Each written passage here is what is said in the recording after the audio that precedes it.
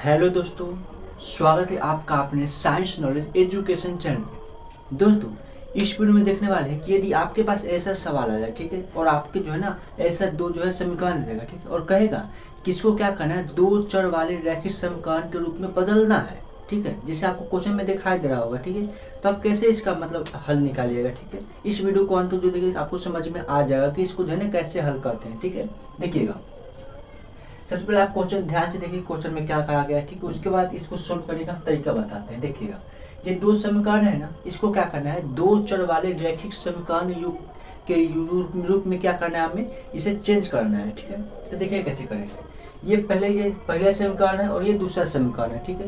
ये समीकरण क्या है, ये समीकरण पहला है और ये क्या है, ये दूसरा समीकरण है, ठीक है। इतना आपको दिखाई देता होगा। अब देखिएगा इसका हम हल कैसे ज्ञात करते हैं। देखिएगा, इसका हल ज्ञात करते हैं। देखिएगा यहाँ से ध्यान से इसका आंसर निकालते हैं। हम क्या करते हैं कि दोनों समीकरण को सबसे पहले हम यहाँ पे देख लिए कि क्या है, एक समीकरण ये है, दूसरा समीकरण ये है, ठीक है। उसके बाद क्या करेंगे कि देखिए, पहला समीकरण में क्या है, 2/x प्लस 3/y बराबर 13 है, पहले समीकरण में ये।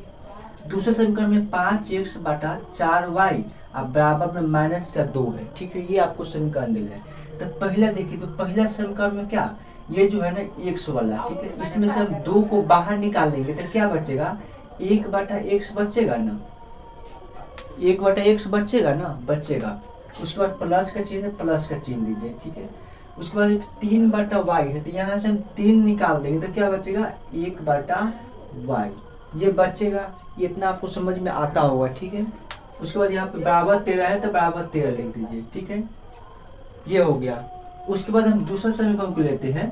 दूसरा समीकरण में क्या है, 5/x से घटा यानी कि -4/y बराबर -2 है, ठीक है।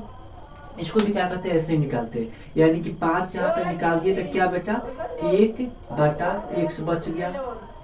घटाव का जो है घटाव का चिन्ह। उसके बाद यहाँ पे 4/y है ना, तो यहाँ पे 4 निकाल लीजिए, क्या बचेगा, 1/y अब बराबर -2 है, -2 लिख दीजिए, ठीक है।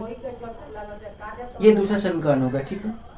अब इसको ध्यान से थोड़ा सा देखिएगा तो क्या होगा, यहाँ पे 2 1/x है, यहाँ पे इसमें भी 1/x है ना, यहाँ y 1/y है, यहाँ भी 1/y है, ठीक है। तो यहाँ पे क्या कहते हैं कि हम 1/x को क्या मानते हैं, हम कोई भी एक चर मान लेते हैं, ठीक है। जैसे में मान लीजिए हम यहाँ पे p मान लिए, ठीक है। आप यहाँ पे आप मतलब कि आप x भी मान सकते हैं, a भी मान सकते हैं, ठीक है, वो आपका मर्जी होता है, ठीक है। और क्या कहते हैं कि 1/y है उसको क्या मानते हैं, उसको हम क्यूब मान लेते हैं, ठीक है। यानी कि जहाँ पे 1/x है ना वहाँ पे हम p रख देंगे और जहाँ पे 1/y है वहाँ पे हम q रख देंगे, ठीक है। तो देखिएगा ये समीकरण को यहाँ पे उठाते हैं तो देखिएगा, पहला समीकरण में क्या है, 2 और 1/x यानी कि 2 तो लिखा ही जाएगा, ठीक है। यहाँ पे ध्यान से देखिएगा, ये तो 2 तो लिखा ही गया और 1/x की जगह पर क्या लिखेंगे, हम p लिख देंगे, यानी कि 2p हो जाएगा। प्लस का चिन्ह है, प्लस का चिन्ह दीजिए। उसके बाद क्या है, 3 और 1/y है, यानी कि 3 तो लिखेबे करेगा, 1/y को हम क्या माने, q माने, यानी कि 1/y की जगह पर हम q लिख दिए, ठीक है। बराबर का चिन्ह दीजिए, 13 है, 13 लिखा गया। ये पहला समीकरण हो गया ना, ठीक है। अब दूसरा समीकरण क्या कहते हैं, दूसरा समीकरण ये वाला है, तो क्या है, इसमें 5 और 1/x है, तो 5 लिखेबे करेगा और 1/x को हम क्या माने, यहाँ पे p माने, तो यानी कि ये p लिख सकते हैं। माइनस का चिन्ह है, माइनस का चिन्ह दीजिए। 4 और 1/y है, यानी कि 4 तो लिखेबे करेगा, ठीक है। और 1/y को हम क्या माने हैं, q माने, यानी कि यहाँ पे हम 4q हो गया, ठीक है, बराबर, ठीक है। उसके बाद क्या है, बराबर में -2 है तो माइनस का ये 2 लिखा गया, ठीक है।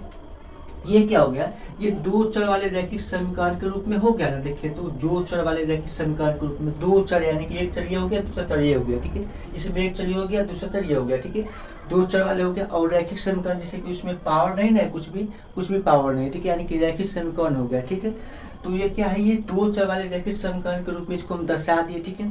और जो है ना दर्शा दिए ना, तो क्या हो गया, ये एक समीकरण हो गया और ये दूसरा समीकरण हो गया, ठीक है। यानी कि यही समीकरण को क्या करिए, हम दो चर वाले रैखिक समीकरण के रूप में यहाँ पे हम चेंज कर दिए, ठीक है। और ये जो चेंज करें ना, इससे क्या कहते हैं, हम x और y का मान ज्ञात कर सकते हैं किसी भी विधि के द्वारा, यानी कि आप विलोपन विधि के द्वारा हल कर सकते हैं, ठीक है, या वज्र गुणन विधि के द्वारा हल कर सकते हैं, ठीक है, या प्रतिस्थापन विधि के द्वारा हल कर सकते हैं, ठीक है। अब ये वज्र गुणनखंड विधि क्या है, प्रतिस्थापन विधि क्या है, विलोपन विधि क्या है, ये सब नहीं जानते हैं तो उसका वीडियो हम बना चुके हैं। वीडियो का लिंक जो है ना डिस्क्रिप्शन बॉक्स में दिया है, आप वहाँ पर जाकर सबसे पहले उस वीडियो को देखिएगा, ठीक है, कि कैसे हल करते हैं, ठीक है। तो आशा करते हैं कि आपको समझ में आ गया होगा कि जो है ना दो सवाल रखे समीकरण रूप में हम कैसे भी किसी समीकरण को हम चेंज करेंगे, ठीक है। तो यदि आपको वीडियो अच्छा लगे तो वीडियो को लाइक कीजिएगा, ठीक है, चैनल को सब्सक्राइब कीजिएगा और अपने दोस्तों के साथ शेयर भी कीजिएगा, ठीक है। तो मिलते हैं ऐसे ही नए वीडियो में।